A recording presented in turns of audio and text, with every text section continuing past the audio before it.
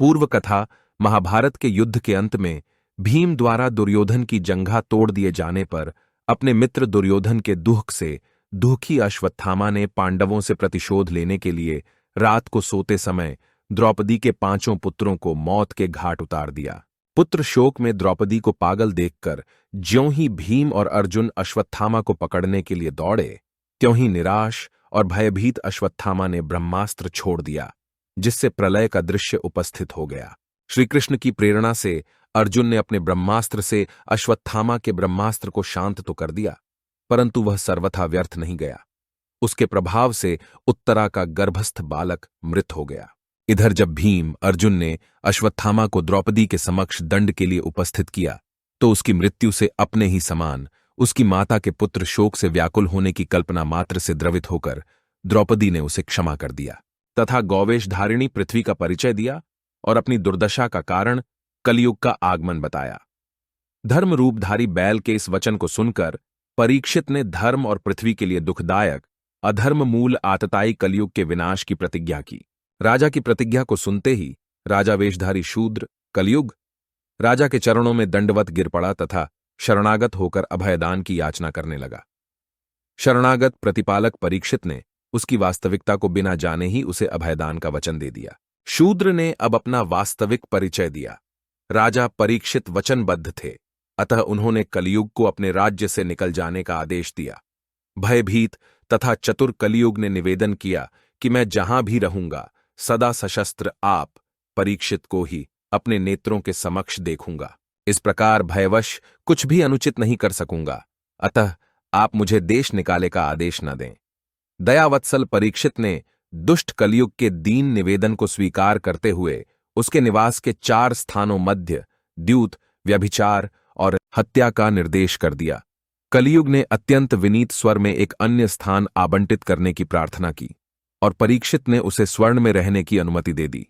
परीक्षित का यह कहना था कि कलयुग परीक्षित के स्वर्ण मुकुट में प्रविष्ट हो गया। ईश्वर की माया कैसी विचित्र है कि जिस अधर्म रूप कलयुग को परीक्षित अपने देश में भी टिकने देने को तैयार नहीं था, वही राजा के सिर पर सवार हो गया। एक दिन राजा परीक्षित आखेट को गए और कुछ मृगों का पीछा करते हुए काफी थक से गए तथा भूख प्यास भी अनुभव करने लगे।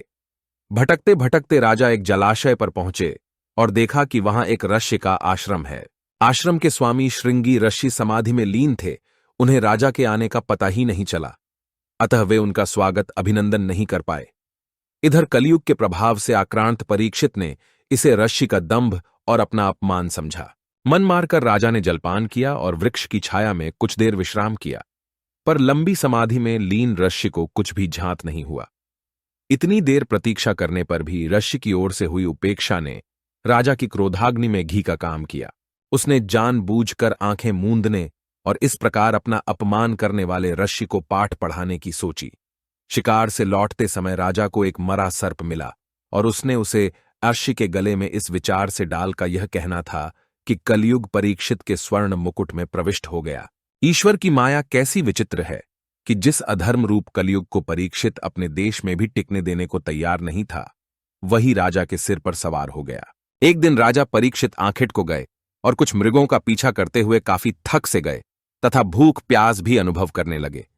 भटकते भटकते राजा एक जलाशय पर पहुंचे और देखा कि वहां एक ऋषि का आश्रम है। आश्रम के स्वामी श्रृंगी ऋषि समाधि में लीन थे। उन्हें राजा के आने का पता ही नहीं चला, अतः वे उनका स्वागत अभिनंदन नहीं कर पाए। इधर कलयुग के प्रभाव से आक्रांत परीक्षित ने इसे ऋषि का दंभ और अपना अपमान समझा। मन मारकर राजा ने जलपान किया और वृक्ष की छाया में कुछ देर विश्राम किया, पर लंबी समाधि में लीन ऋषि को कुछ भी झांत नहीं हुआ। इतनी देर प्रतीक्षा करने पर भी ऋषि की ओर से हुई उपेक्षा ने राजा की क्रोधाग्नि में घी का काम किया। उसने जानबूझकर आंखें मूंदने और इस प्रकार अपना अपमान करने वाले ऋषि को पाठ पढ़ाने की सोची।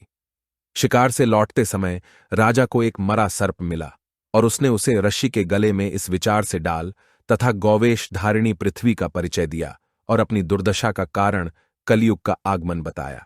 धर्मरूपधारी बैल के इस वचन को सुनकर परीक्षित ने धर्म और पृथ्वी के लिए दुखदायक अधर्म मूल आतताई कलयुग के विनाश की प्रतिज्ञा की। राजा की प्रतिज्ञा को सुनते ही राजावेशधारी शूद्र कलयुग राजा के चरणों में दंडवत गिर पड़ा तथा शरणागत होकर अभयदान की याचना करने लगा। शरणागत प्रतिपालक परीक्षित ने उसकी वास्तविकता को बिना जाने ही उसे अभयदान का वचन दे दिया। शूद्र ने अब अपना वास्तविक परिचय दिया। राजा परीक्षित वचनबद्ध थे, अतः उन्होंने कलयुग को अपने राज्य से निकल जाने का आदेश दिया। भयभीत तथा चतुर कलयुग ने निवेदन किया कि मैं जहां भी रहूंगा सदा सशस्त्र आप परीक्षित को ही अपने नेत्रों के समक्ष देखूंगा। इस प्रकार भयवश कुछ भी अनुचित नहीं कर सकूंगा, अतः आप मुझे देश निकाले का आदेश न दें। दयावत्सल परीक्षित ने दुष्ट कलयुग के दीन निवेदन को स्वीकार करते हुए उसके निवास के 4 स्थानों मध्य द्यूत, व्यभिचार और हत्या का निर्देश कर दिया। कलयुग ने अत्यंत विनीत स्वर में एक अन्य स्थान आवंटित करने की प्रार्थना की और परीक्षित ने उसे स्वर्ण में रहने की अनुमति दे दी। परीक्षित राजा तो सदैव अवध्य होता है। इधर जब लौटने पर राजा परीक्षित का विवेक जागृत हुआ और वह अपनी करनी पर पश्चाताप करने लगा, परंतु अब पछताए क्या होत है जब चिड़िया चुग गई। खेत की उक्ति के अनुसार ऋषिपुत्र तो शाप दे चुका था और वह अमिट था। राजा ने इस शाप रूपी दंड का पता चलते ही उसे शिरोधार्य किया तथा राज्य छोड़कर संसार से विरक्त तथा जीवन से उदासीन हो गया और गंगा के तट पर जाकर बैठ गया और मृत्यु की प्रतीक्षा करने लगा। सूत जी कहते हैं कि परीक्षित ने राज्य को त्याग कर निराकार और निर्जल व्रत साधन करते हुए शरीर त्याग का समाचार सुनकर चारों दिशाओं के ऋषि अत्रि, वशिष्ठ, च्यवन, भृगु, अंगिरा, पाराशर भारद्वाज, गौतम, अगस्त्य, वेदव्यास तथा नारद आदि वहां एकत्रित हुए। राजा ने श्रद्धापूर्वक सभी आगत ऋषियों का आदर सत्कार किया तथा उनसे जन्म जन्मांतर में भगवान विष्णु की भक्ति पाने का वरदान मांगा। ऋषियों ने राजा के संकल्प और भावना की भूरी भूरी प्रशंसा की और उनके देह त्याग तक वहां रुकने का निश्चय किया। ऋषियों का राजा परीक्षित से वार्तालाप चल ही रहा दिया कि इससे तत्काल उसकी पोल खुल जाएगी। राजा के इस दुस्साहस का पता ऋषि के पुत्र को चल गया और वह उद्दंड राजा द्वारा अपने निरपराध तपस्वी पिता के किए गए अपमान को सहन न कर सका। युवा तपस्वी ने कौशिकी नदी में आचमन करके हाथ में जल लेकर राजा को शाप दिया कि जिस राजा ने मेरे पूज्य पिता के गले में मृत सर्प डालकर उनकी अवज्ञा की है, आज से 7वें दिन तक्षक उस राजा को मृत्यु का ग्रास बनाएगा। आश्रम में लौटकर समाधिस्थ पिता के गले में पड़े मृत सर्प को देखकर बालक दुखी मन से कोलाहलपूर्ण क्रंदन करने लगा। कोलाहल से ऋषि की समाधि भंग हुई और उन्होंने नेत्र खोलकर गले में पड़े मृत सर्प को नीचे फेंककर बालक से उसके रुदन का कारण पूछा। सारा वृत्तांत जानकर राजा के छोटे से अपराध के लिए अपने पुत्र द्वारा उन्हें दिए गए कठोर दंड के प्रति ऋषिवर चिंतित और खिन्न हो उठे।